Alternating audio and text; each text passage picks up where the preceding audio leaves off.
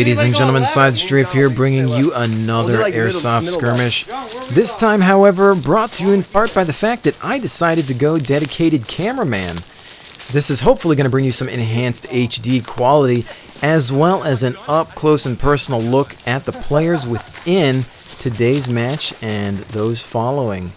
Now, of course, we're going to start out with Greg, aka Warheart. He's firing down the line here from a fixed position with his custom-built M16 variant. Definitely one of the heavy hitters on the field. Probably only matched in terms of power and range by, of course, dedicated sniper rifles. So let's have a listen.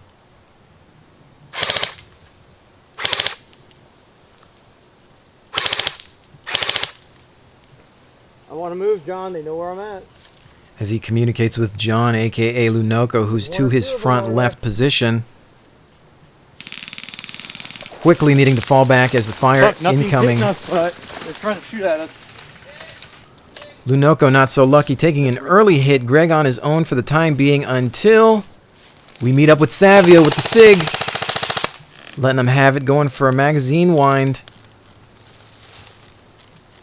Greg. Some hand gesture communication with him and Warheart. They look into the dense Florida jungle, as we call it. Really hard to see. Very difficult to tell friend from foe, as you'll see a little later on. Even the cameraman takes a few hits. As John moves up, hear that fire in the distance. Greg taking a prone position.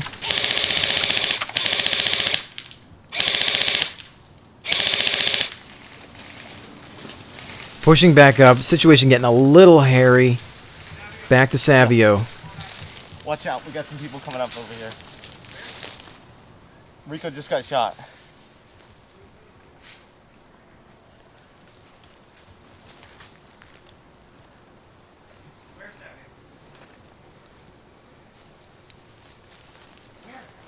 The situation too heavy. Greg calls Savio back in for a strategic retreat. Hopefully they can rendezvous with the rest of the team and perhaps flank the enemy in the process.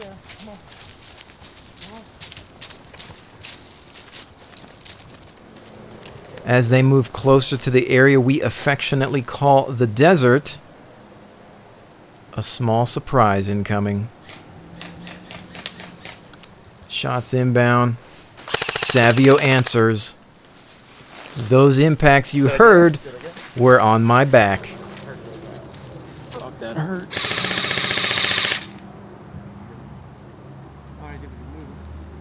A few more shots sent out by Greg as they try to verify that target. He's down. Definitely a prime example of how even myself, who was basically in navy blue clothing, was still indistinguishable from the rest of the forces on the field that day. As they settle down a moment, Savio covering that 6 while they wait on reinforcements in hopes of completing that flank maneuver. Now let's take a look at the complete opposite side of the desert. This was Team 2 at the time of that match. However, this is a completely separate match.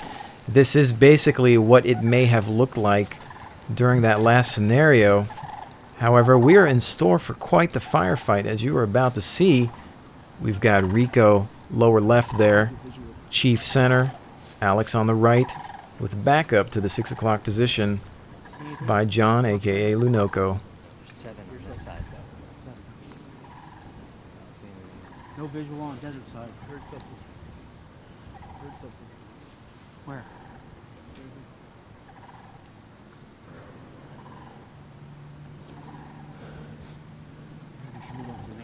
Now, there's something about that silence that you get right before a firefight. Hearing the sounds, the animals, the wind, the grass, every little thing makes the loudest noise. And then when it all starts up, the only thing you begin to hear is that dreaded firefight ensuing.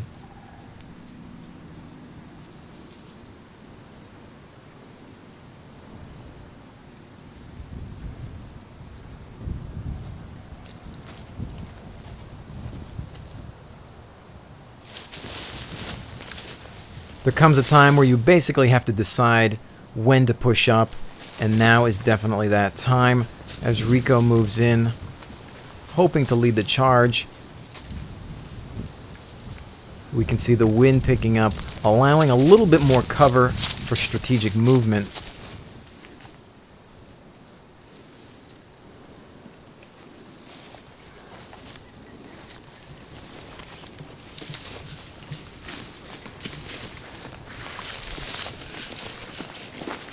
Shots ring out. Rico pulls back to check his gun as he did have a slight malfunction. He's back in, good to go, rolling up. Alex laying down some fire on the right flank.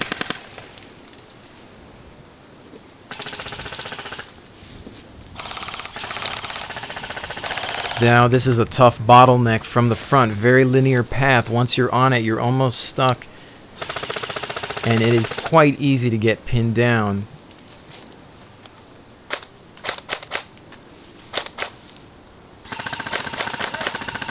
Somebody's hit. Shots fired. Looks like some close quarter battle here. Rico taking cover. Chief in. You hit? Let's see. Sorry if I lit you up, dude. Nope, no worries.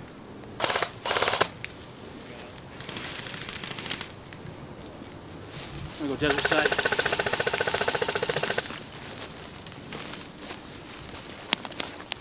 This is definitely a hairy situation as your movement arcs are quite limited. You either push forward, move around, as on the right side it is nothing but sandy desert and very open. So after this point, the only way back is where you came from. Move up, Chief. I don't know.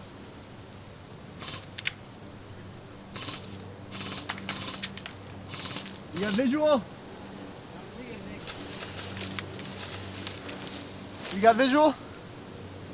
Move up, move up. Calling in the rest of the team. Rico has to dive for cover. Down.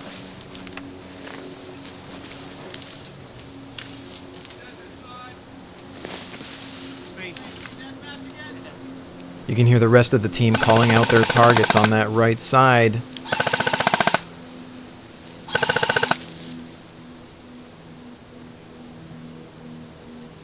Also notice that Rico is sporting an M4 with a box magazine. He's definitely not going to run out of ammunition anytime soon.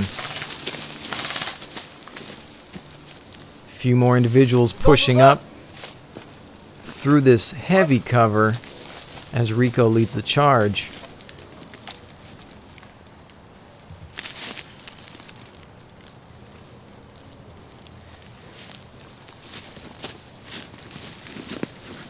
Man takes a little tumble there as we roll up. Now again, typical situation. Long drawn out firefight, then dead silence.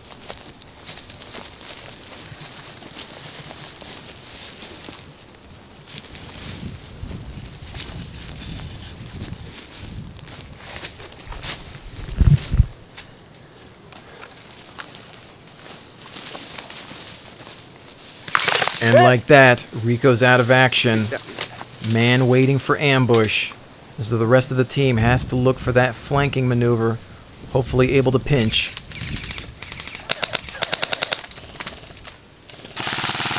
As Lunoko opens up with the 11-volt light poly on his M4, he's the one pulling back right now. Few more shots to verify. Putting some hurt on that target. John wanted to make sure.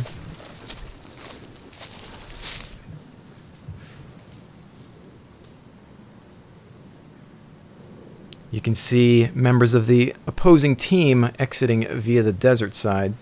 Armor crawled down there. Loon now taking up the lead. With the rest of the team, we still have the man to the left and Chief moving on the desert side.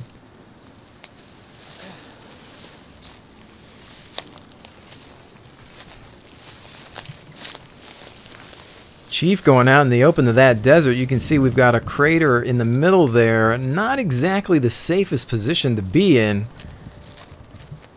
However, John holding steady. as he moves forward. Moments later, John finds himself on his own, M4 at the high ready with radio in hand. It becomes quiet once again.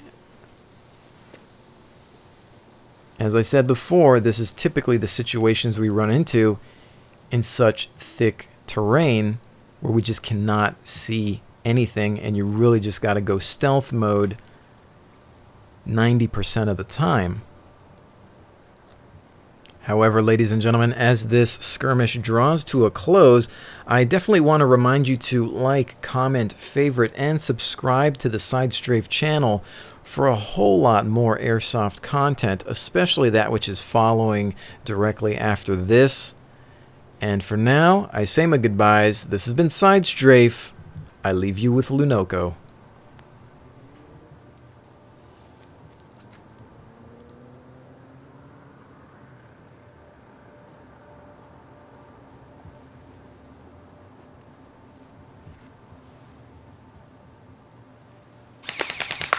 Hit.